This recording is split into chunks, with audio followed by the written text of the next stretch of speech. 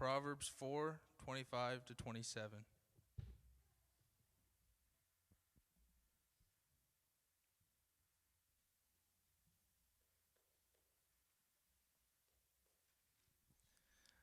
Let thine eyes look right on, and let thine eyelids look straight before thee. Ponder the path of thy feet, and let all thy ways be established. Turn not to the right hand, nor to the left. Remove thy foot from evil. Brother Price, will you pray? Lord, we thank you for this opportunity to come to your word. Pray to anoint Brother MacDonald, Lord, as he delivers the message you place on his heart for us, your people. Lord, give us ears to hear and heart to receive and anoint your word once again with an holy anointing.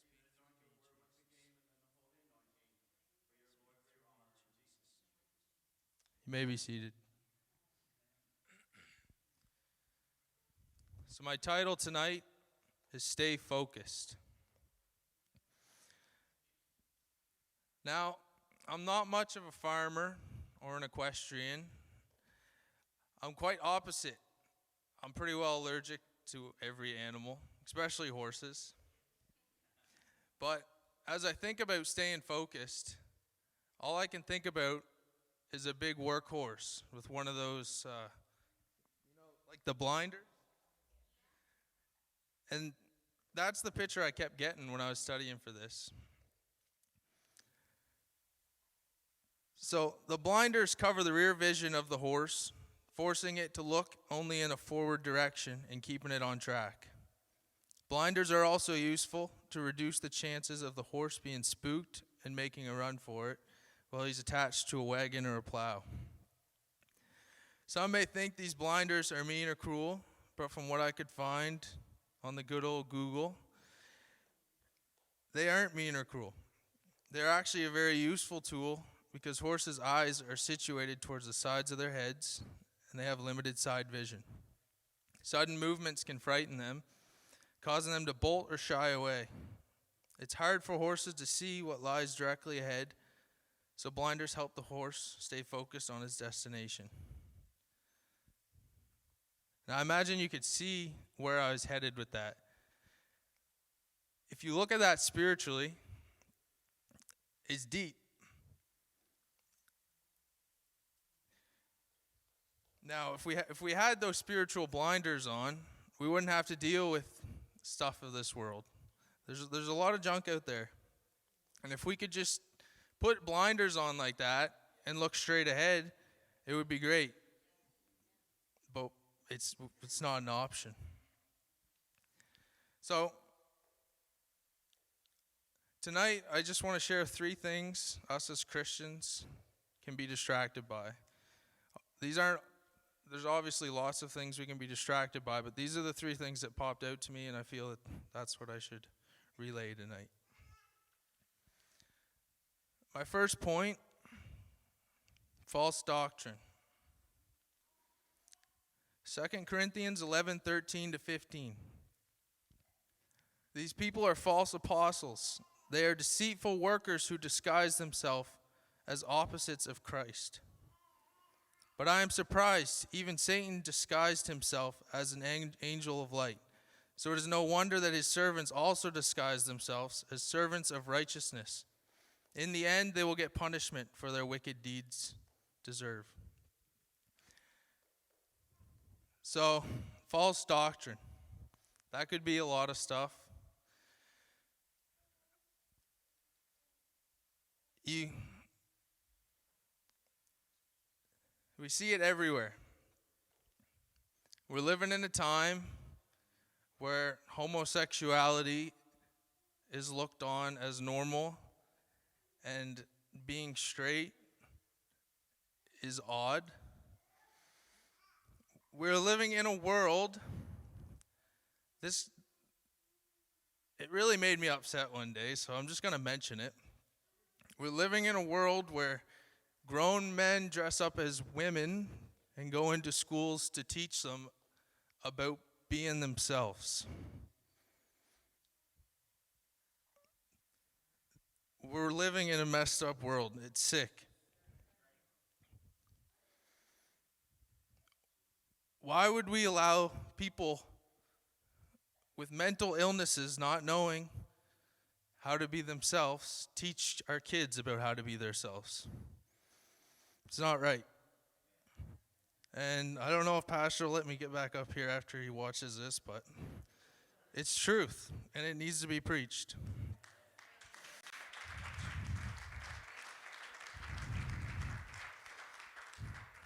The day that Emery comes home and says that she had an assembly like that, it's not going to be good. I'm not going to put up with that. This world is twisting everything. And a lot of the times we don't even get an option to put a say in or to do anything about it. So false doctrine. That could also mean a church that is a feel-good social club. It's not a church. Some people just go just to talk and have the preacher tell them they're going to have a good day tomorrow. But for us to grow as a church, we need the conviction from a preacher. We don't need a feel-good sermon every Sunday. Because, like I said, the world's messed up. We need that encouragement for the whole week. We need to learn how to be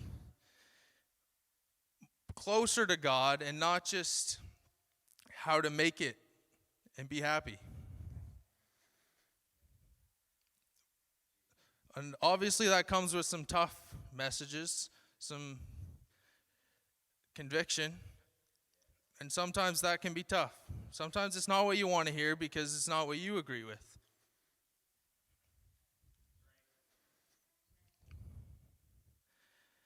And a lot of the times, one thing said can lead a lot of people away from the truth.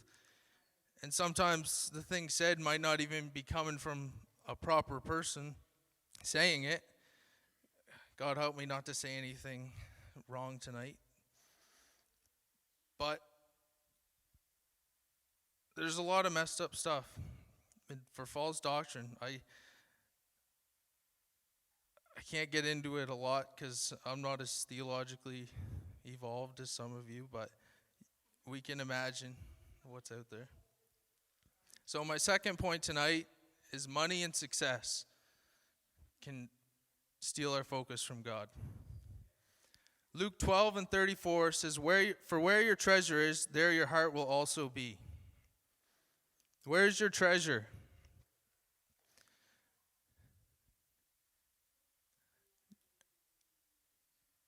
Where is it? How much time do we put into our lives to accumulate stuff? Stuff that's not going to matter when it comes to the end of our life. It's just stuff.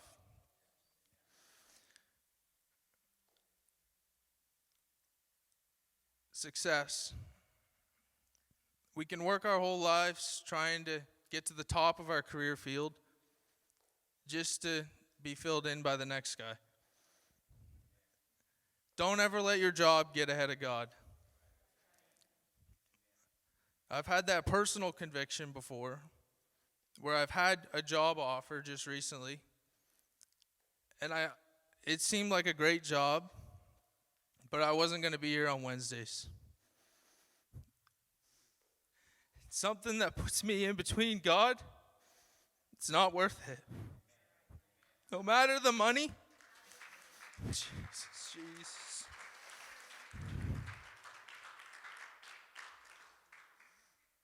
I'll lose out on all the money in the world if I can be with the youth on Wednesday. Jesus.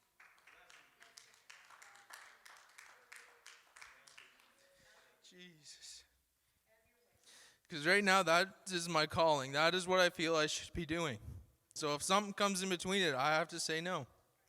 And that's how life works. So, my third point is lust. Matthew 5:27-28. Ye have heard that it was said of them of old time, Thou shalt not commit adultery. But I say unto you that whosoever looketh on a woman to lust after her hath committed adultery with her already in his heart. That's all it takes is a look. And it's not just the men, it's the women. One look is all it takes and you've committed adultery. In a world where no one wears clothes, it gets kind of hard because it's not that you're looking, it's just that they're right in front of you, flaunting it.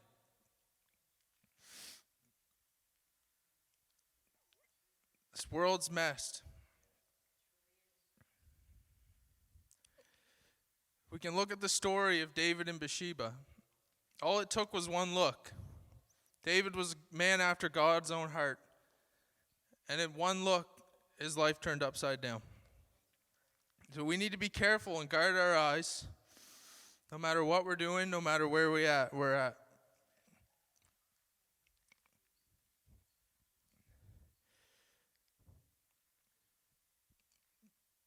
Those are my 3 points of distraction. I had a personal experience of distraction a couple weeks ago or a week and a half ago. So, as many of you know, I like to buy and fix up old vehicles and sometimes make some money on them. And I had an old Jeep. And I had just got it fixed up enough so that we could try it out. And me and Micah took it down a trail. Headed out towards Grampy Steve's place. And I had everything ready because it was the first time we really drove it. So I had everything ready. I had tools to fix it if it broke down. I had oil if it blew a line. And everything went good up until we were on our way home. And I blew a tire. Of course, that was the one thing I didn't bring. So I was distracted by everything, by all the important things, I guess, and I forgot the basics, a spare tire. So sometimes in our life we can be so caught up in all the little things that we stop to forget to do the things that we are important to us and need to do. Like reading our Bible, coming to church. It's easy to get distracted because even if you're out witnessing, bringing people to church, but if you're not growing in the Lord, if you're not reading your Bible, you're still missing out. That's an important point in your life. So we ended up walking home, and I say it was about an hour. She says it was about an hour and a half. We'll never know. And we were on a trail, and it was dark. We could hear cracking bushes and coyotes in the distance. So Micah was just humming Christian music. She was distracting us. Because if we didn't have that distraction, we were hearing every noise in the woods, and it was freaking us out even more. So we needed that distraction. So sometimes in our life, we need to be distracted from stuff.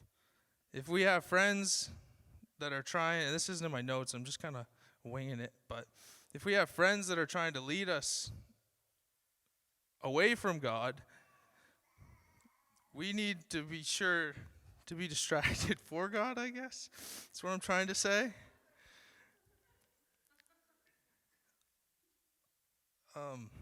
Micah, if I could have some music.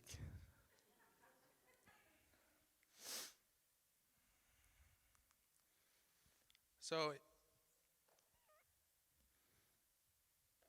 1 Corinthians 7:34-35. I'm saying this for your benefit, not to place restrictions on you. I want you to do whatever will help you serve the Lord best, with as few distractions as possible.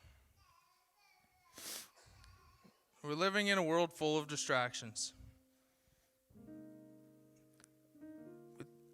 With the computer in your pocket, you can do anything at the click of a button, it seems like. It's hard to focus on prayer. It's hard to focus on reading a Bible. But those things need done.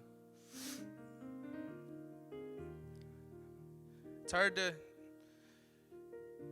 give up money and success. But if it's standing in between you and God, it's not worth it. And if we could all stand, that'd be great.